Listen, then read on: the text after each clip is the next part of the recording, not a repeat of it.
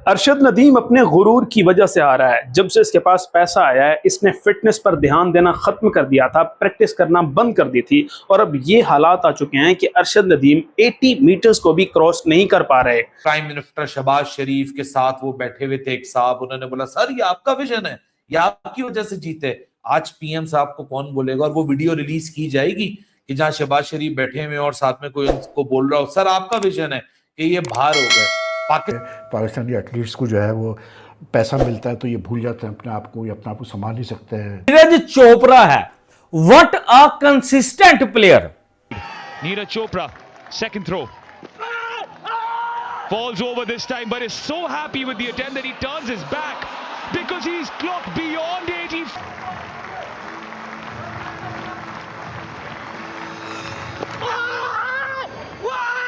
Falls over.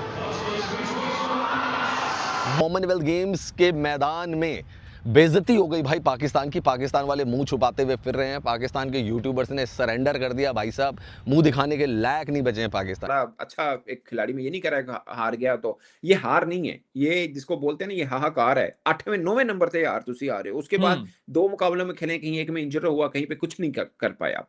ठीक है ना, कितना अच्छा हो गया बीच में। और सना भाई अब तो कोच भी उसके पास गोरा कोच है यार। He's every top professional athletes goes through ups and downs. He's going through ups and downs. तो ठीक है, कोई मसला नहीं है। अभी he should be targeting the next Olympic Games in Los Angeles and going for a try to defend his gold medal there successfully. अब नीरज चोपड़ा आगे निकल गया। पाकिस्तानी जो वो अरशद नदीम से, नीरज चोपड़ा को अब 2026 जेवलिन थ्रो में सिल्वर मेडल मिला है और 85.83 की इसने जो अब थ्रो किया और कंसिस्टेंट आप कह लें कि नीरज चोपड़ा जैसे बड़े बड़े एथलीट इनके पीछे पीछे घुमा करते थे कि अरशद नदीम साहब कोई हमें भी टिप्स दे दें। ये बंदा 92.97 की थ्रो करके वर्ल्ड रिकॉर्ड बना चुका था। एशिया की सबसे बड़ी थ्रो और दुनिया की 6ठी सबसे बड़ी थ्रो करके इस बंदे ने पाकिस्तान के लिए गोल्ड मेडल जीता था और पूरी दुनिया में नाम बनाया था। इंडिया अरशद नदीम की आज हार एक ऐसी हार है कि देखने वाले भी और सुनने वाले भी ये सवाल कर रहे हैं कि जो डिफेंडिंग चैंपियन है वो पहले राउंड में बाहर हो गया, वो टॉप 8 में क्वालिफाई ना कर सका, 4 सालों बाद वो टॉप 8 में ना जा सका। इससे बड़ा मैसिव शॉकर क्या हो सकता है पाकिस्तान एथलेटिक्स के लिए। लेकिन पाकिस्तान वाले जो दम भर रहे थे, पाकिस्तान वाले जो हेगड़ी दिखा रहे थे भाई, सारी हेगड़ी निकल के रह गई उनकी। क्योंकि अरशद नदीम तो भाई पता नहीं 80 मीटर भी नहीं गया यार उसका थ्रो। वो बड़ा 90 मीटर फेंका करता था, 80 मीटर भी नहीं गया, लड़खड़ा गया वहीं पे। और जब क्वालिफिकेशन राउंड चला था उसमें भी 7वें नंबर पर था वो। मेडल देखें तो वो नीरज के पास इनसे ज्यादा है, और वो इसलिए ज्यादा है कि वो कंसिस्टेंट ज्यादा है। हाँ। नीरज के पास देखें ना कि Olympic games, world athletics championship, Asian games, Commonwealth games, Asian athletics games, South Asian games, world under 20 championship 2016, ये नीरज के पास ये सारे गोल्ड हैं। आप इंडियन एथलीट्स की परफॉर्मेंस देखें, आई मीन यार मतलब बॉक्सिंग में तो उड़ा के रख दिया उन्होंने भाई। कल मैंने सारे बॉक्सिंग के बाउट देखे जो मतलब सेमीफाइनल्स हुए ना, ठीक है। 10 इंडियन बॉक्सर्स ने, 6 लड़कियों ने और 4 मर्दों ने क्वालिफाई किया फाइनल्स के लिए, और अभी 3 फाइनल शायद हो चुके हैं आज, जिसमें 2 वो ऑलरेडी गोल्ड जीत चुके हैं और 1 सिल्वर मिला उनको, ठीक है ना। आप पहले राउंड में मेरे ख्याल में फॉल कर रहे थे और उसके बाद आप 75-76 बड़ी मुश्किल से जो है वो थ्रो कर पा रहे थे। लेकिन ये वही नीरज चोपड़ा है जिसने पिछली दफा भी सर 89, 88, अभी भी वही कंसिस्टेंसी है। और व्हाट आज जो है वो सुपर टैलेंट फॉर जो जितनी थ्रो फेंकी उसकी नंबर प्लेट वाली गाड़ियां मिली, जितनी थ्रो फेंकी उतने मेरा उससे पता नहीं कितने गुना ज्यादा पैसे मिले। नथिंग अगेंस्ट इट के एक बंदे का ड्यू जो उसको रिवार्ड था वो मिलना चाहिए, वो मिला। बट मिलने के बाद from that day, from today, आज तक हमने किसी एक भी जो बड़ा इवेंट है उसके अंदर हम टॉप 3 क्या टॉप 5 में भी नहीं कंपीट कर सके। मैं बात कर रहा हूँ अरशद नदीम की, जो जेवलिन थ्रोअर हैं पाकिस्तान की तरफ से, और रात भी एक मेगा इवेंट के अंदर उनकी थ्रो जो है वो मेरा ख्याल है कि मैं भी सुटदा तो सना भाई तकरीबन नेड़े नेड़े तो पहुंच ही जानी सी वड्डा।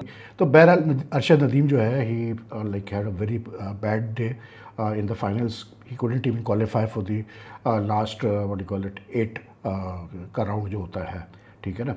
और 77 मीटर्स का उसका बेस्ट थ्रो रहा, 77 समथिंग मीटर्स का उसका बेस्ट थ्रो रहा। सिल्वर ले लिया, ब्रॉन्ज ले लिया इंडिया ने कॉमनवेल्थ गेम में। They are not satisfied because they wanted the gold. लेकिन आज अगर उनके 2-2, 3-3 बंदे फाइनल्स खेल रहे हैं, क्यों खेल रहे हैं? इसलिए क्योंकि यार एक सिस्टम है उनके पास। हम एथलीट्स को तो उड़ा रहे हैं, लेकिन इस गवर्नमेंट से तो पूछो, पाकिस्तान स्पोर्ट्स बोर्ड से तो पूछो कि कर क्या रहे हो भाई। और पेरिस ओलंपिक्स पाकिस्तान की एथलेटिक्स के लिए एक ऐसा मूवमेंट होना चाहिए था कि पाकिस्तान ने उस एक मेडल से 4 मेडल बनाने थे। उसके बाद क्या क्रेज था, Arshad Nadeem house hold name बन गया था, अरशद नदीम को ब्रांड स्पॉन्सर कर रहे थे, अरशद नदीम को पैसों की बारिश हो रही थी, बच्चे उसको फॉलो कर रहे थे, आपके पास अवेयरनेस आ गई थी क्रिकेट के अलावा। क्या उखाड़ लिया 2 साल में आप लोगों ने? सिवाय बातें करने के अलावा, क्रेडिट लेने के अलावा, तस्वीरें खिंचवाने के अलावा, प्लॉट बांटने के अलावा, गाड़ियां बांटने के अलावा किया क्या उसके साथ भी? इसमें अरशद का भी कसूर है। मैं अरशद को भी यहां बरी जिम्मा नहीं करूंगा, क्योंकि जब अरशद ने कॉमनवेल्थ जीता था ना, जब अरशद ने ओलंपिक जीता था, तो अरशद के पास उतना पैसा नहीं था कि अरशद अपने ऊपर वो पैसा लगा सके। लेकिन ये तो है निकम्मे, लेकिन अरशद ने भी अपने ऊपर खुद से कोई इन्वेस्टमेंट नहीं की। तो मैं यहां एथलीट से भी शिकायत करता हूं कि चलो तुम निकल ही गए यार, कीचड़ में कवल के फूल खिलते, तुम इस कीचड़ में कवल के फूल की तरह खिल ही गए, तो तुम यार अपना ही ख्याल रख लो यार। इतने सालों बाद अगर एक मेडल आ ही गया, उस मेडल को एक फाइट ही दे दो डिफेंड करने के लिए। जनाब साहब, अरशद नदीम साहब गरीबी से जब अमीरी की तरफ आए, उसके बाद फलाप हो गए। जब गरीब थे, मेहनत भी डबल थी, सब कुछ डबल था, ठीक है, वो ख्वाब थे सामने, वो सपने थे। लेकिन जब थोड़ी सी गरीबी से थोड़ी सी अमीरी की तरफ गए, गाड़ी बंगला घर मिल गया, उसके बाद कहीं ना कहीं वो मेहनत में यार कमी आई है, जो मैंने जो ऑब्जर्व की है।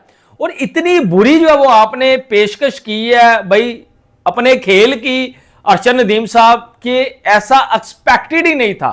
जी कबड्डी हो, भाजी हॉकी हो, सर क्रिकेट हो, बॉलीवुड हो, कोई भी जो है वो आप कह लें कि बंगाली मूवीज हो इंडिया की, कहीं भी जो है वो आप देख ले, डांसिंग कंपटीशन हो, कॉमेडी हो, कपिल शर्मा शो क्यों ना हो, हम भी उनके फैन है, तो हर चीज में सर इंडिया हमसे आगे है। अरशद नदीम फेल हो चुका है और 2026 में नीरज चोपड़ा जो है वो सर सिल्वर मेडल ले रहा है हिंदुस्तान के लिए। कितने ने ओलंपिक गेम में जीती, कॉमनवेल्थ में गोल्ड मेडल, ओलंपिक में gold medal, Asian athletics championship में gold medal, Islamic solidarity game में gold medal, South Asian game में gold medal, Imam Raza Cup में गोल्ड मेडल। अच्छा, सिल्वर उनका वर्ल्ड एथलेटिक्स चैंपियनशिप में सिल्वर भी है 2023 में। फिर उनका ब्राउन्ज है Asian games, South Asian games और एशियन जूनियर में उनके पास ब्राउन्ज है। मल्टीपल मेडल्स हैं। अच्छा, लेकिन अगर आप मेडल देखें तो वो नीरज के पास इनसे ज्यादा है, और वो इसलिए ज्यादा है कि वो कंसिस्टेंट ज्यादा है। हाँ। नीरज के पास देखें ना कि Olympic games, world athletics championship, Asian games, Commonwealth games, Asian athletics games, South Asian games, world under 20 championship 2016, ये नीरज के पास ये सारे गोल्ड हैं। फिर उनके पास 4 सिल्वर भी हैं, और ओलंपिक गेम्स के, वर्ल्ड एथलेटिक्स के, कॉमनवेल्थ के, एशियन जूनियर चैंपियनशिप के, ये उनके पास सिल्वर मेडल्स भी हैं। फिर उनके पास ब्राउन्स भी हैं। इंडिया के जेवलिन थ्रोअर्स आ रहे हैं, स्पेशली नीरज चोपड़ा और वो यशवीर सिंह, और जो तीसरा है उसका नाम बिल्कुल ज़हन से स्लिप हो गया इस वक्त। तो ये 3 जब आ रहे हैं ना, तो इनके पीछे का जो सपोर्ट स्टाफ है वो इनकी वीडियोस बना रहा है। वो वीडियोस इसलिए नहीं बना रहा कि वो इनके इंस्टाग्राम पे डालेंगे, वो इसलिए वीडियोस बना रहे हैं क्योंकि वो वीडियो के अंदर एनालिसिस चल रहा है लाइव, साइंटिफिक बैकिंग के साथ कोच है। पाकिस्तान अरशद नदीम का कोच सलमान भट्ट साहब, वो कुर्सी पे बैठे हुए सेठ की तरह, चौधरी की तरह, वो इंतजार कर रहे हैं, हाँ अरशद लेगा तो हम जरा अपनी वीडियो बना लेंगे सेल्फी के तौर पे। ये बहुत बड़ा फर्क है। नीरज आज एक नीरज के एक गोल्ड मेडल से आज रोहित यादव और यशवीर सिंह आपके सामने खड़े हो गए। मतलब अगर आप फाइनल में देखिए, आपके पास 85.83 जो सीजन बेस्ट है वो नीरज चोपड़ा है, 81.56 रोहित यादव है, 81.33 यशवीर सिंह है। आप एक अरशद नदीम के बाद दूसरा यासिर ना बना सके। यासिर बेचारा वो क्वालिफाई नहीं करता फाइनल के अंदर। एक बात तो तय हो जाती, इन केस अगर पाकिस्तान किसी भी चीज़ में इंडिया को हरा देता है ना, तो एक तुक्का से कुछ नहीं होता। आपने एक बार तो देखा है कि नीरज चोपड़ा को जो पहली हार मिली थी पाकिस्तान से, वो था अरशद नदीम के द्वारा, जिन्होंने नीरज चोपड़ा द लीजेंड को हरा के उन्होंने गोल्ड जीता था, लेकिन उसके बाद क्या जनरली ऐसा होता है कि उसके बाद प्लेयर्स और भी ऊपर जाता है और वो जीत कंटिन्यू रखता है। लेकिन ये भूलना नहीं चाहिए कि ये पाकिस्तान है, जहाँ भाई एक बार लॉटरी लग गया ज़रूरी तो है कि हर एक बार लगेगा, और इस बार तो यही हुआ।